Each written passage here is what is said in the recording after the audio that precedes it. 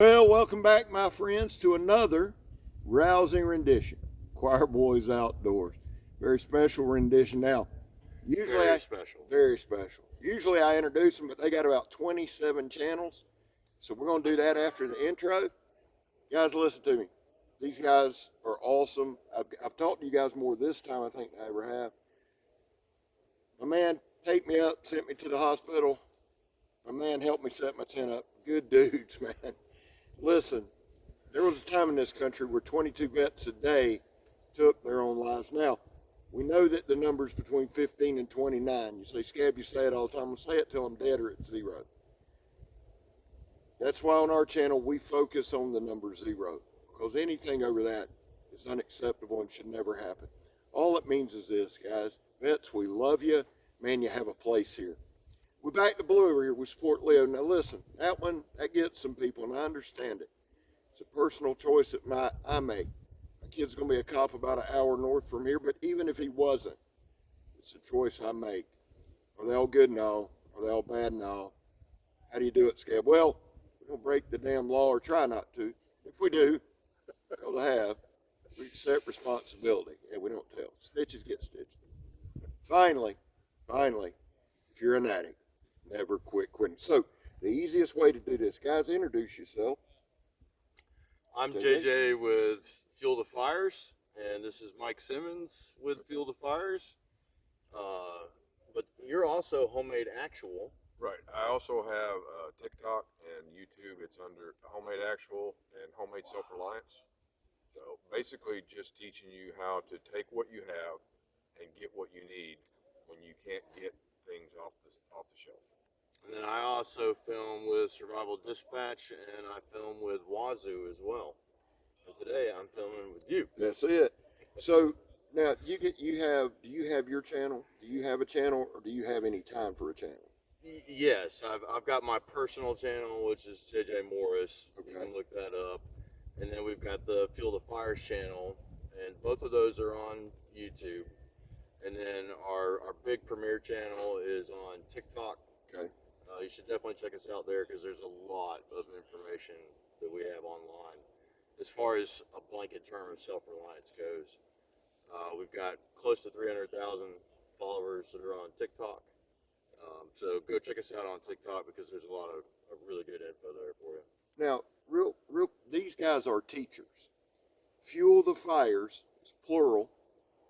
Has a very cool meaning. I'm gonna let JJ tell us what that means. But here's the thing: you guys have been at each one of these I go to. You're going to see them if you go to some kind of bushcraft gathering. Fuel the Fires will be there. I'm going to put all their channels in the description. They're worth checking them out. But tell me where the name Fuel the Fires come from. Yeah, so I came out of the first responder world. I was a SAR-1. And being in the field, I just saw so many people, man, like where your heart just goes out to them. You start rescuing families, etc., and you realize, or I realized, man, if they just had a little bit of training, what was an emergency wouldn't have been one. And my heart really, like, I have a passion for teaching people so that they don't find themselves in those situations. And what really fuels my fire is seeing people when they become self-actualized after they've learned some kind of skill, Right. And their confidence level goes up. And so Fuel the Fires came from, I was Fuel the Fire at the beginning, and I just saw all of these people in my life that are just so incredibly talented, like Mike here, and maybe they just don't have a platform that they can teach from. Right. And I thought, the world needs to see these talents, right? And so we formed a co-op, Fuel the Fires. There's 31 of us now. We're located all over the country. And if you live in a different part of the country, we can recommend a school for you to go to, or this individual that you can train under, etc. We just wanted to form a network of like-minded people that had the same mission Right. and come together. And having 31 teachers like-minded like that, that's a big group. It's a big collective. Mike, you can never shut up. The guy talks constantly. He was talking down there, and we had to lasso him up here. Mike, what do you do? So What do you teach when you come to a gathering? So basically, you know, how to get by with things. A lot of people try to teach different methods of how to do things. My thing is teaching people how to get by without it. So, because we know every piece of gear is fragile, it can break. You can go from having adequate gear one moment to completely inadequate the next. And part of my thing is I found Fuel the Fires, and I found a place that I could plug in, and my effort would be beneficial to the group as a whole. So we've got that connection to community, that Yes. collaboration, and things like that. Instead of fighting each other, we Yeah. decided, you've got to come together. Yeah. And we just see so much of that in the industry where people look at it like it's a competition. And we thought, no, you're a lot stronger if you're together on this. And we talked about that yesterday Yeah. as a community. And that's why, guys, we're a knife channel. We do outdoors, but we're a knife channel. But that's why I wanted to bring these guys in, bring the guys you've seen this week, because we're all in it together. I think it was Benjamin Franklin said, if we don't hang together, we'll hang alone. And if he didn't, sounds like something he'd say anyway. So, I like it. or you can say scab said, it don't matter. Listen, one thing that did happen, y'all know because I've said it 100 times, I cut myself, we all know that. One thing stood out. JJ, who you're an EMT certified, Yeah, I was, yeah. walked over, cleaned it out, and said, dude, you got to go. I mean, it was like that. It wasn't, and there's a point to this. And I want to talk to you guys about this. Decision making and being right there, be decisive. How Yes, big sir, is that yeah. in what you do? Because it wasn't a question. It wasn't, well, It's your kinda funny going. you brought that up because we were talking about it post. And when I kind of like go into first responder mode, I mean, you're a big guy, right? I've seen people like that out in the field, and you can't ask them right. to sit down or ask them to go to the hospital. It's like, you're going to the hospital right now. Right. And I knew that you needed to go to the hospital because that was a really bad cut. Right. It was a clean cut, though. Yeah. Oh, yeah. Like a really clean cut. But, I mean, you could literally look down and see inside of his finger, and the display was about an inch on the cut right there.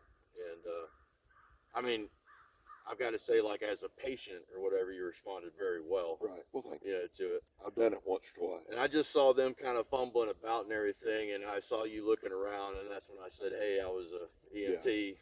Maybe I can help you out or whatever. So I just kind of took reins on that because you have a duty to act, and anybody who is a EMT or a paramedic is going to know what I'm talking about right there. Well, and let me say this. It was his confidence and decisiveness. And that's why I'm bringing this up.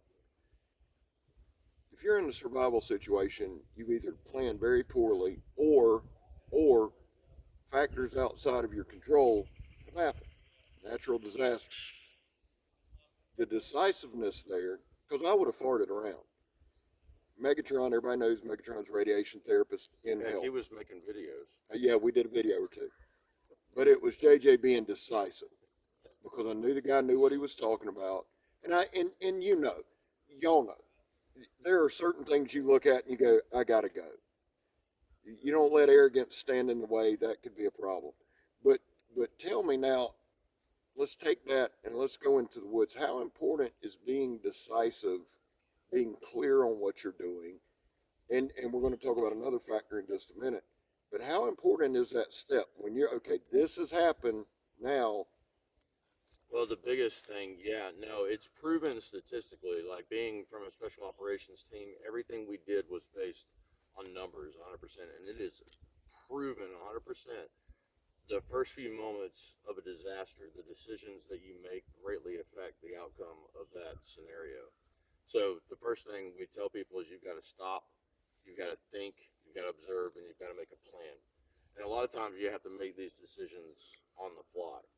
Like as far as summing up what the injury was, okay, is the scene safe? Is the knife put away?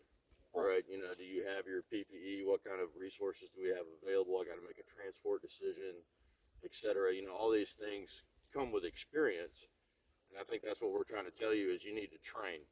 Because if you don't train, if you don't induce stress into your training, oh man, like when the time actually happens, people react differently to stress. I've seen all kind of stuff. Yeah. People spitting at you, yelling at you, talking about the McRib at McDonald's with a femur sticking out of their leg. you know. Well, and I want to add too that when you find yourself out there, it's important to act with intent. It's important to be decisive, and it really doesn't matter whether you are decisively right or decisively wrong. It's far easier to recover from being decisively wrong if you're being true to yourself. But if you just don't betray your instincts. A good plan today is better than a perfect plan tomorrow. Right. And the other part of, a wisdom that was imparted to me was it's never too late to back out of a bad decision until it is. Right. There is a point, but Right. if you see things starting to go bad, you're not obligated to continue down that path. If you start to see things, come apart, fray, then stop. Choose a different path. You don't have to go through to the ultimate end of where that was until you reach that inflection point, and then you're kind of in it. The moment where I stepped up was when they were talking about putting quick clot Yeah. in your finger. Yeah. And I was like, oh, no. Yeah. Which I'm That glad is because not I've done that before, and I don't. It was a great decision, and I'm glad. And again, it was just, hey, this guy knows what he's talking about, and it makes a difference. Now, the other thing I was going to mention is what Mike mentioned: fatigue. I worked in 2 days. I worked 15 hours one day, 25 over the next, right? So I get here after driving 5 or 6 hours. It clouded my judgment. I was not paying attention. At the end of the day, I'm responsible. Guys, you're in the woods. You're in a shitty situation. You made your decision. How important is it to rest? How do you handle the rest? Do you keep going? Do you push? Do you stop? Say I'm in the woods, I'm hiking. No injury, but I'm lost. I know I'm not going to get back. Do I just trudge forward, or do I stop, collect my thoughts, and rest? Talk about that for a minute. Yeah, no, you've got to stop. And the thing is, even if you know yourself, there are conditions like, say, when you're hypothermic where you are going to lose yourself. And so it all goes back to good habits. If you haven't established good working habits before the injury, the emergency, the situation that you found yourself in, you're not going to react properly, right? And we have a saying as first responders, we don't react, we act. And that all comes from your base of training. So, that's why we encourage people to train. But if you find yourself in that scenario, you've got to somehow calm yourself down and get your heart rate back down so you can actually act responsibly. Yeah. So and it was obvious that was out of character. Like, I've known you for a few years and stuff like that. And I knew at that moment that there was an external factor that caused that to happen. It was not your normal for something like that, to transpire. I was like, he's tired. Yeah. And that, not making an excuse. And we've talked about this a lot here, and it'll be something. I think I set a record for getting hurt at a gathering, time-wise. It was 12 minutes. 12 minutes. 12 Old minutes. Scabber on it. Yeah. Don't ever say I hadn't done anything. But here's the thing. I have to take responsibility, excitement, tired.